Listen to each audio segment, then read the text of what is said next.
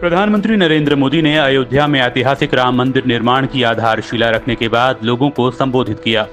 उन्होंने कहा कि आज सदियों का इंतजार खत्म हुआ और अब बरसों से टाट और टेंट के नीचे रह रहे हमारे रामलला के लिए भव्य मंदिर का निर्माण होगा। मोदी बोले कि श्री राम का मंदिर हमारी संस्कृति का आधुनिक प्रतीक बनेगा। उन्होंने कहा कि राम सबके हैं और राम सब में हैं। पूरा भारत भावुक है। सदियों का इंतजार आज समाप्त हो रहा है। राम मंदिर के निर्माण की ये प्रक्रिया राष्ट्र को जोड़ने का उपक्रम है। ये महोत्सव है विश्वास को विद्यमान से जोड़ने का, नर को नारायण से जोड़ने का, लोक को आस्था से जोड़ने का, वर्तमान को अतीत से जोड़ने का और स्व को संस्कार से जोड़ने का। प्रधानमंत्री नरेंद्र मोदी ने बुधवार 5 अगस्त को अयोध्या में राम मंदिर निर्माण की आधारशिला रखी। पूरे विधि विधान के साथ राम मंदिर का शिलान्यास दोपहर 12:44 और 8 सेकंड पर किया गया, जिसमें पीएम मोदी ने नींव खोदने के लिए चांदी के फावड़े और नींव की ईंट पर सीमेंट लगाने के लिए चांदी की कन्नी का इस्तेमाल किया। इस दौरान रामलला को 9 तरह के रत्नों से सजाया गया था। पूजा के दौरान अशोक सिंघल के परिवार से सलील सिंघल मुख्य यजमान बने थे। भूमि पूजन समारोह में आरएसएस प्रमुख मोहन भागवत और यूपी के सीएम योगी आदित्यनाथ समेत बहुत से साधु संत और दूसरे गणमान्य लोग मौजूद थे। आपको बता दें कि सुप्रीम कोर्ट ने बीते साल ही दशकों पुराने इस मुद्दे का समाधान करते हुए अयोध्या में राम मंदिर निर्माण का रास्ता साफ किया था। अब मंदिर निर्माण की नींव रखे जाने के साथ ही राम मंदिर बनाने के लिए चलाया गया दशकों पुराना आंदोलन पूरा हो गया है। भाजपा को सत्ता के शिखर तक पहुंचाने का बहुत बड़ा श्रेय इसी राम मंदिर आंदोलन को जाता है।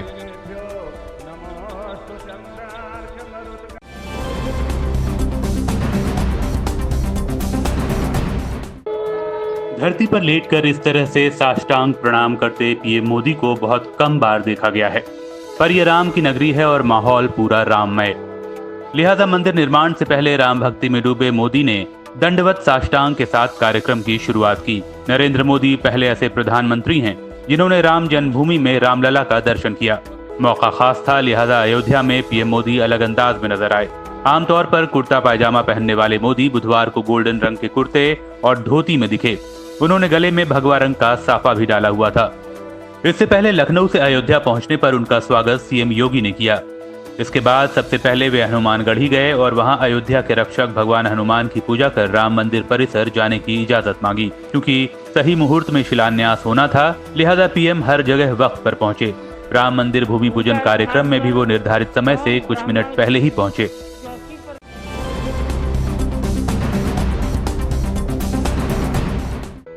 राम मंदिर के भूमि पूजन कार्यक्रम के बाद संघ प्रमुख मोहन भागवत ने बड़ी बात कही। उन्होंने कहा कि जिनका जो काम है वो करेंगे। अब हम सब लोगों को अपने मन की अयोध्या को सजाना संवारना है। एक ऐसी अयोध्या बनानी है जिसमें किसी से कोई भेदभाव न हो, किसी से भी शत्रुता न हो। उन्होंने कहा कि यहाँ जैसे जैसे मंदिर बनेगा वो अयोध्या भी बननी चाहिए। यहाँ पर जैसे जैसे मंदिर बनेगा वो अयोध्या भी बनती चली जानी चाहिए।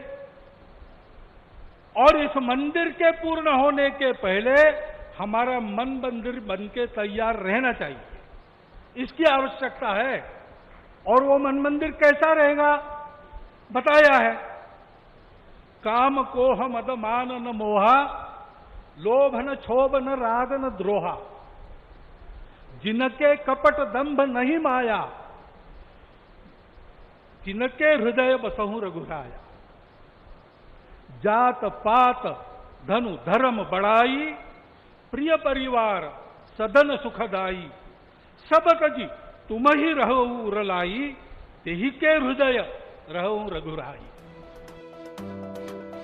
संघ प्रमुख ने अपने संबोधन में उन लोगों को भी याद किया जो मंदिर आंदोलन से जुड़े रहे हैं। उन्होंने कहा कि आज अशोक सिंघल और रामचंद्र परमहंस होते तो और अच्छा होता। उन्होंने कहा कि अब हमें इस सोच के साथ आगे बढ़ना है कि राम सबके हैं और सभी राम के हैं। इसमें मेरा या तेरा का कोई भाव नहीं होना चाहिए। सब आनंद में मैं आप सबका अभिनंदन।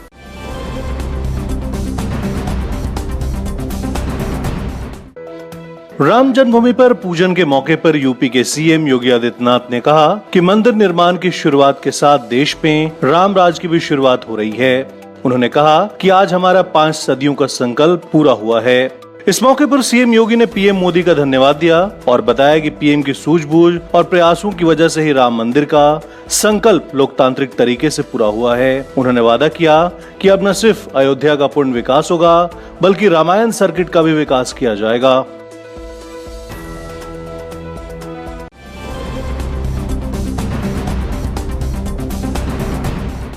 राम मंदिर के शिलान्यास पर खुशी जताते हुए गृह मंत्री अमित शाह ने कहा कि आज का दिन भारत के लिए ऐतिहासिक और गौरवपूर्ण है। शाह ने लिखा कि श्री राम की जन्मभूमि पर पीएम नरेंद्र मोदी द्वारा भव्य राम मंदिर का भूमि पूजन व शिलान्यास किया गया, जिसने महान भारतीय संस्कृति व सभ्यता के इतिहास का एक स्वर्णिम अध्याय लिखा है और एक नए युग की शुरुआत की है। शाह बोले कि पीएम मोदी और श्री राम जन्मभूमि तीर्थ क्षेत्र ने राम मंदिर का भूमि पूजन करके करोड़ों लोगों की आस्था को सम्मान देने का काम किया, जिसके लिए मैं उनका हृदय से आभार व्यक्त करता हूं।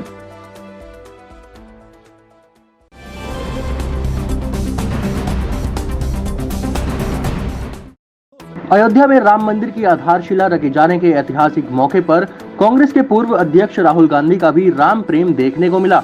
राहुल ने भी एक ट्वीट के जरिए श्री राम को याद किया और लिखा कि मर्यादा पुरुषोत्तम भगवान राम सर्वोत्तम मानवीय गुणों के स्वरूप हैं। वे हमारे मन की गहराइयों में बसी मानवता की मूल भावना है। राहुल के मुताबिक राम प्रेम है, वे कभी घृणा में प्रकट नहीं हो सकते। राम करुणा है, वे कभी क्रूरता में प्रकट नहीं हो सकते। राम न्याय है, वे कभी अन्याय में प्रकट नहीं हो सकते।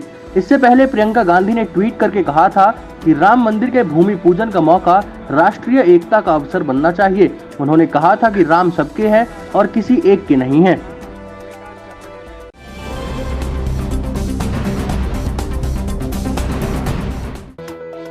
राम मंदिर के भूमि पूजन को लेकर देश के कई बड़े नेताओं की तरफ से प्रतिक्रिया आई है। यूपी के पूर्व मुख्यमंत्री अखिलेश यादव ने भी इस अवसर पर ट्वीट करके लिखा है, जय महादेव, जय सिया राम, जय राधे कृष्ण, जय हनुमान। भगवान शिव के कल्याण, श्री राम के अभयत्व और श्री कृष्ण के उन्मुक्त भाव से सब परिपूर्ण रहे। आशा है वर्तमान और भविष्य की पीढ़ियां भी मर्यादा पुरुषोत्तम के दिखाए मार्ग के अनुरूप सच्चे मन से सबकी भलाई और शांति के लिए मर्यादा का पालन करेंगी।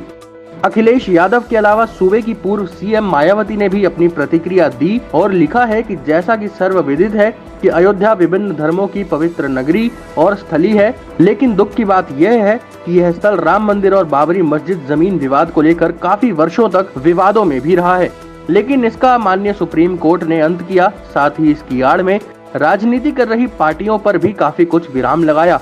कोर्ट के फैसले के तहत ही आज राम मंदिर निर्माण की नींव रखी जा रही है, जिसका काफी कुछ श्रेय सुप्रीम कोर्ट को ही जाता है।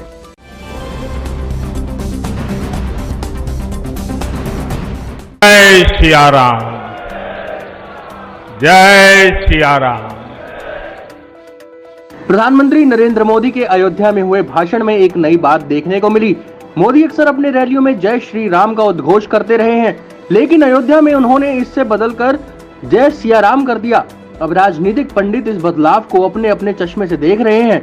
जानकारों के मुताबिक इसके पीछे सोची समझी रणनीति रही होगी। हो सकता है ये बोलते हुए प्रधानमंत्री के जहन में बिहार चुनाव हो। दरअसल यूपी बिहार में अधिकतर लोग आम बोलचाल में जय सिया राम ही बोलते हैं। वहीं कुछ लोगों का ये मानना है कि उद्घोष में सीता को शामिल करना दरअसल नारी शक्ति को प्रतिनिधित्व देना है। आपको बता दें कि विपक्षी नेता खासकर दिग्विजय सिंह ने कई बार संघ को जय श्री राम नारे की वजह से महिला विरोधी बताया है और कहते रहे हैं कि भाजपा और संघ के लोग सीता जी को क्यों छोड़ देते हैं। एक और वजह जो जानकार बता रहे हैं, ये जय सिया राम में शांति का एहसास है, जबकि जय श्री राम में उत्तेजना है।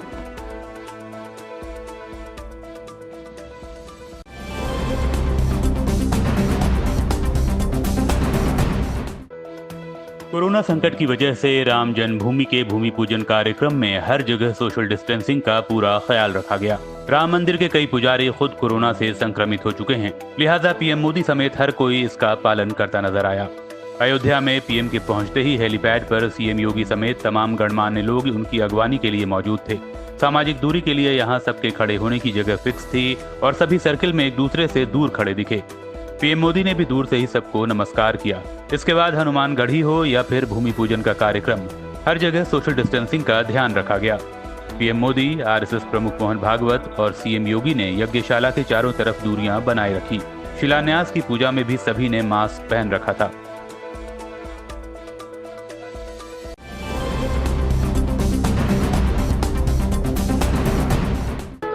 अयोध्या में लंबी सियासी और अदालती लड़ाई के बाद राम मंदिर के भूमि पूजन के बीच अब all India Muslim personal law board ने एक बयान जारी किया है। AIMPLB ने बुधवार को ट्वीट करके कहा कि बाबरी मस्जिद थी और हमेशा मस्जिद ही रहेगी। इसमें कहा गया कि अन्यायपूर्ण, दमनकारी और बहुसंख्यक तुष्टीकरण के आधार पर दिए गए फैसले से बहुत कुछ नहीं बदल सकता। AIMPLB ने अपनी बात को आधार देने के लिए हागिया सोफिया का उदाहरण दिया और कहा कि दिल दुखाने की जरूरत नहीं है, स्थिति हमेशा एक जैसी नहीं रहती। दरअसल हागिया सोफिया तुर्की का एक विवादित स्थल रहा है, जिसे पहले एक म्यूजियम बना दिया गया था, लेकिन मौजूदा सरकार ने इसे फिर से मस्जिद में बदल दिया।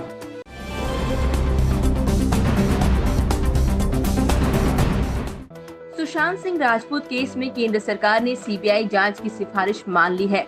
बिहार की नीतीश सरकार ने मंगलवार को इस मामले में CBI जांच की सिफारिश केंद्र को भेजी थी।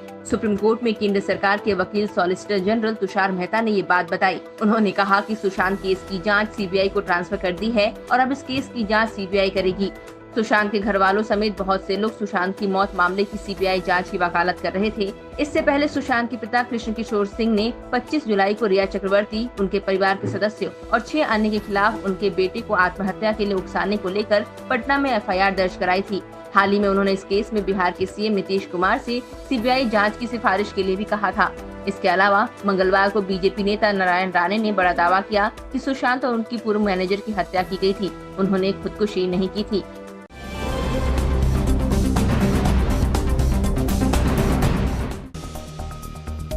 सुप्रीम कोर्ट ने सुशांत आत्महत्या मामले में मुंबई पुलिस द्वारा बिहार के पुलिस अधिकारी IPS विनय तिवारी को क्वारंटीन करने पर भी सवाल उठाए और कहा ये ठीक नहीं, क्योंकि इस मामले पर सभी की नजर थी।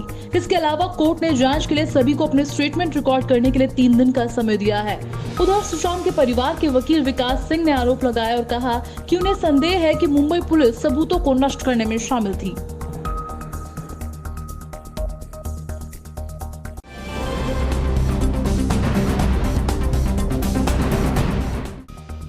मुंबई में जारी बारिश के कारण आम जन जीवन बुरी तरह से प्रभावित हुआ है। चेंबूर, परेल, हिंदमाता और वडाला समेत निचले इलाकों में पानी भर गया है और लोगों को भारी परेशानी का सामना करना पड़ रहा है। बारिश के चलते ट्रेन और सड़क यातायात भी प्रभावित हुआ। जगह जगह जल भराव के कारण जाम की स्थिति बन गई और सड़कों पर गाड़ियां रेंगती नजर आई। मौसम विभाग ने अगले 2 दिन मुंबई और आसपास के इलाकों में भारी बारिश का अलर्ट जारी किया है। हालांकि बारिश के कारण एक अच्छी बात ये हुई कि राज्य के कई ऐसे बांध जिनके जरिए शहरों में पानी की सप्लाई की जाती है, वो भर गए हैं।